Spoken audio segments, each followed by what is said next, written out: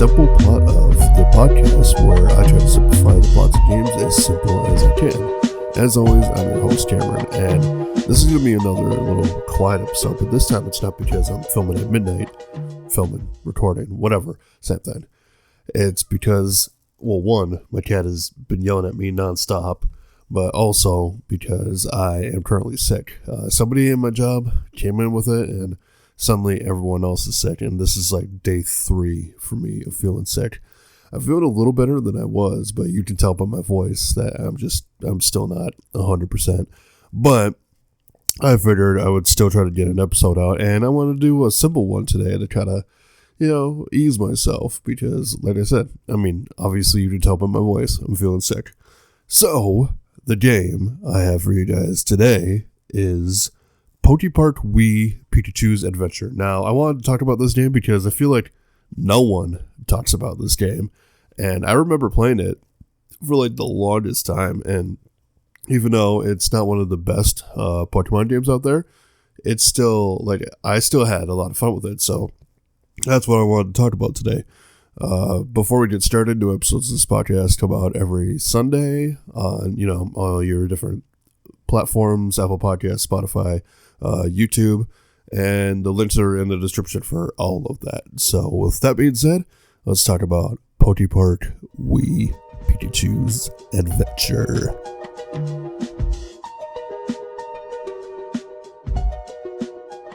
So as always, before we get into the plot of this game, we gotta go over the logistics.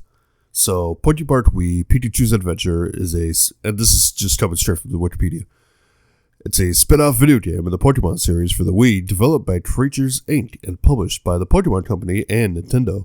It was released December 5th, 2009 in Japan, on July 9th, 2010 in Europe, on September 23rd, 2010 in Australia, and on November 1st, 2010 in North America. It was re-released on the Wii U's eShop service in Europe and Australia on July 16th, 2015. Rest in peace, the original eShop. Like, I remember having a Switch for a while, and the eShop on the Switch is nice. It's just, it's not the same. It's definitely not the same as well, it wasn't called the eShop when it was on the Wii, but it just, you guys remember the Wii eShop? Like, not even if you didn't buy anything off of it, like, you guys gotta remember the song. God, I can't even think of the song off the top of my head, but it's like, once you hear it, right? Right. Anyway, so let's get into the plot, and then I'll explain, like, kind of the gameplay. And the plot's actually pretty short in this, too, so I'll probably just read it off of what I got here. One day, while playing with Charmander, Chikorita, and Piplup, Pikachu is sent to the PokePark, where the mythical Pokemon Mew tells him that the 14 pieces of the Sky Prism that protects the park, which is shattered, have gone missing. With his friends, Pikachu sets out on an adventure to find them in the PokePark. Pikachu makes friends with other Pokemon and can use their abilities to clear various attractions in the PokePark. After receiving all the Sky Prism pieces, Pikachu must play a difficult game of Obstacle Hop with Mew, then he must battle with it, and finally play a game of Chase. After all this, everything is solved, and the PokePark goes back to a friendly and peaceful state. So yeah, it's pretty simple. Like, it's pretty straightforward. This game is more garnered towards kids, even though when I played it, I had to be like, 13, 14.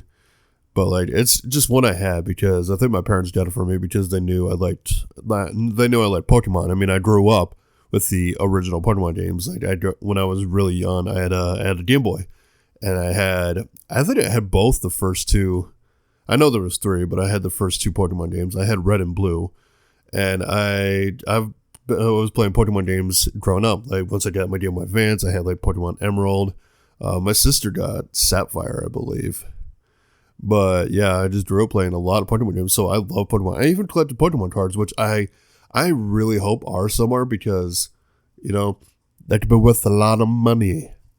But yeah, no, I grew up playing a lot of Pokemon, so my parents saw this PokePark one, and they're like, oh, Cameron must like this, so they got it for me. And I had a lot of fun with it, actually. Like, it was fun.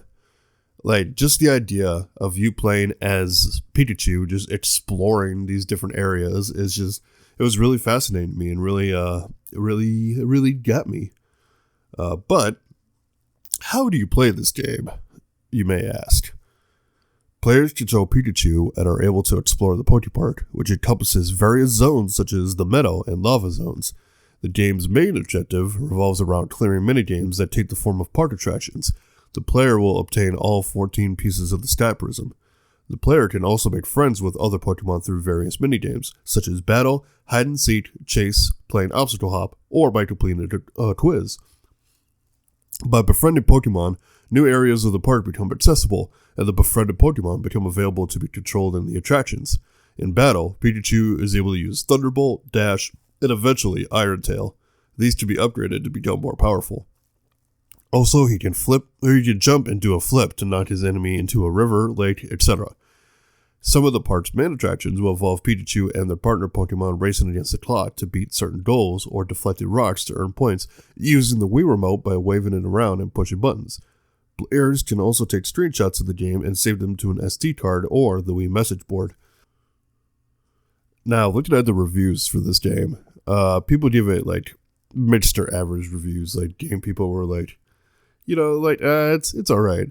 More specifically, I want to point out this one from IGN. IGN gave the game one of its more positive reviews of 7.5, or good, citing some occasional control issues and a childish story as its main flaws. Okay, IGN. It's a game that's more geared towards children. Of course, it has a childish story. Like, the fuck? The Guardian gave it some praise too as well, saying that the graphics are bright and the music suitably bouncy throughout. GameSpot gave it a 5.5, criticizing an absent multiplayer and dull minigames. Nintendo Life gave it a 4 out of 10, citing lacking challenge and repetitive gameplay. Again, children. Like, my god. Why are you going to be that super hypocritical on a children's game? Like, it's geared towards children. Like, why are you being that critical? Like, I mean, I suppose it's their job, and I know a lot of children's games, like, even though, like, I get for a lot of these children's games, like, you don't want to be, like, you want to give it a fair thing, but, like, to judge it on how childish it is, like, that can't be part of your review. Like, if you're doing a review and say, like, hey, is the gameplay good enough for a kid? Is the plot going to be understandable enough for a kid? You can't just say, oh, the story's too childish. Yeah, for a child's game? Like, you're saying a children's video game has a children-centric story. Like, God, it makes me hack up just thinking about it. Sequel. So, September 12th, 2011, a sequel, PokePark 2, Wonders Beyond, was revealed. It was released on November 12th, 2011 in Japan as PokePark 2 BW Beyond the World. It was released on February 27th, 2012 in North America and on March 23rd, 2012 in Europe. Now, the sequel I never played, but I definitely want to play the sequel. Like, actually both, like, for PokePark, that's one of those games I would definitely revisit if I had the opportunity. Like, the same thing with, like, Twilight Princess, which I wish I would have gone into a bigger episode with, but I was feeling rushed on that one. But, like, Twilight Princess and PokePark, I would definitely replay if I had the chance, just for old time's sake. But I guess overall with PokePark, if you have a way to play it again, I would definitely say go for it, because it's definitely a good time, especially if you're a Pokemon fan. Or if you're like me, you grew up with Pokemon, and at 32, you're still a Pokemon fan. I mean, I want to tell you guys how much of a Pokemon fan I still am. My wife kind of too. I was scrolling through TikTok, and I found somebody who 3D prints these evolution keychains. Like, they're articulated, and it's just all the different evolutions, like Umbreon, Espeon, Flareon, Jolteon, Vaporeon, Sylveon. So I got Umbreon and Espeon, and my wife got a Sylveon. And because for me, Umbreon and Espeon are my favorite evolutions. Well, Eevee's my favorite Pokemon overall, but specifically, Umbreon and Espeon are my favorite forms of Eevee. You know, the evolutions. So, yeah, I got Pokemon on my keychain. I got a stuffed Ivysaur in my car's dashboard.